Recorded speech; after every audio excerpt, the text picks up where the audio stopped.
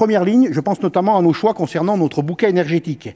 Alors que ce sujet anime les débats de plateau à l'approche des prochaines échéances électorales, il est consternant de voir que nos concitoyens sont mis devant le fait accompli sur les décisions stratégiques qui engagent notre avenir à tous.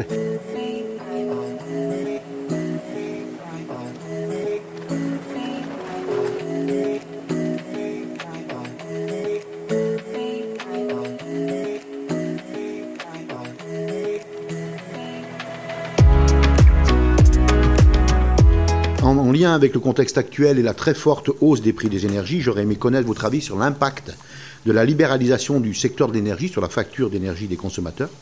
A-t-elle vraiment permis de baisser les prix et d'accroître la transparence, ou au contraire, a-t-elle conduit à augmenter la vulnérabilité des ménages et des entreprises face aux évolutions des prix du marché?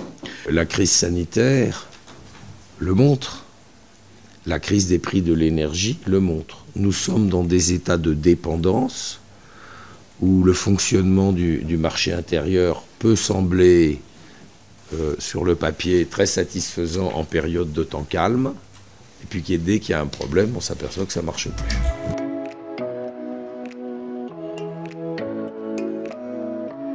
Depuis plusieurs semaines, nous assistons à une hausse continue des tarifs des énergies, avec une multiplication par 2 du prix du gaz, par 3 du pétrole et par 9 de l'électricité. Cette flambée des prix est une atteinte directe au pouvoir d'achat de nos concitoyens, qui sont de plus en plus nombreux à tomber dans la précarité énergétique. Le sage conseil de mettre un pull s'avère un peu court aujourd'hui, Monsieur le Ministre. Ce phénomène touche toute notre société, de ceux qui sont contraints de prendre leur voiture pour aller au travail, notamment dans les zones rurales, à nos concitoyens qui vivent dans les trop nombreuses passoires thermiques.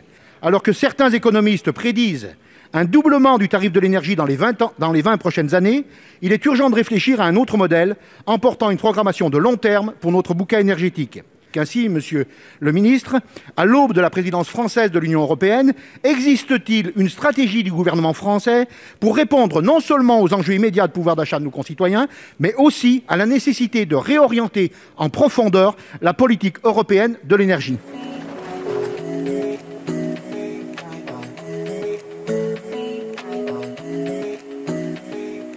La privatisation des acteurs du secteur de l'électricité et le démantèlement des opérateurs publics historiques ont conduit à une perte de contrôle de l'État sur la production et la distribution de l'énergie. Face à ces constats, il est illusoire d'imaginer un quelconque retour de souveraineté sans véritable contrôle public. Celui-ci doit passer par la mise en place d'un service public de l'énergie géré dans l'intérêt général et financé exclusivement par des fonds publics.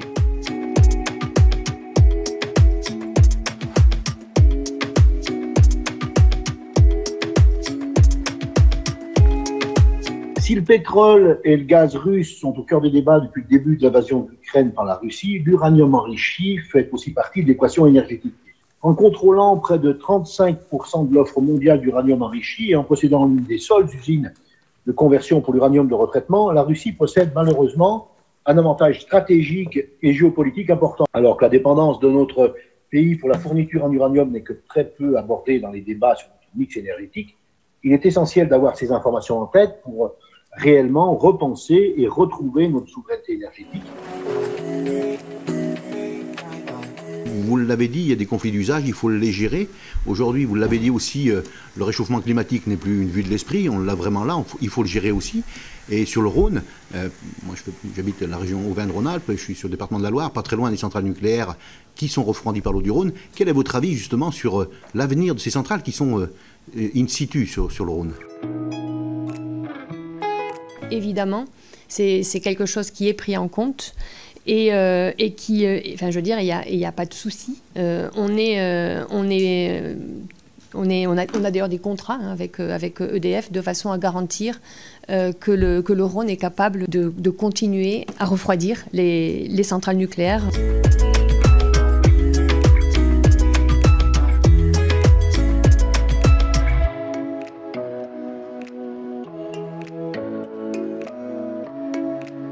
Je souhaitais rapidement revenir sur la sobriété énergétique dont vous parlez de cette manière, une nécessaire sobriété d'exception. Et sans être despotique ni dogmatique, je considère qu'il s'agit d'une condition indispensable pour permettre notre transition énergétique. Et selon vous, quel rôle peuvent jouer les énergéticiens que vous êtes dans cette voie vers la sobriété ? Il y avait également une question importante sur la sobriété énergétique, ce que nous faisons nous en tant qu'énergéticiens.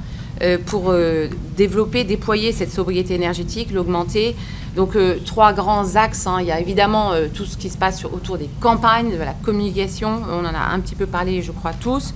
Ensuite c'est sur les offres pour nos clients. Et enfin sur les clients industriels, bien sûr c'est tout ce qui concerne les services de décarbonation, à la fois du conseil mais aussi sur les actifs énergétiques de nos clients, comment on peut les rendre bien sûr moins gourmands en énergie. Il est temps d'agir massivement sur la rénovation énergétique de l'ensemble des logements et des bâtiments privés et publics. Ainsi, le présent amendement propose une augmentation conséquente du budget de l'ANA afin de renforcer le total des aides publiques consacrées à la rénovation énergétique. C'est une réponse de long terme qui nous préparera à affronter de prochaines crises, mais également une réponse de court terme avec des améliorations très rapides sur les factures énergétiques des Français et des Françaises.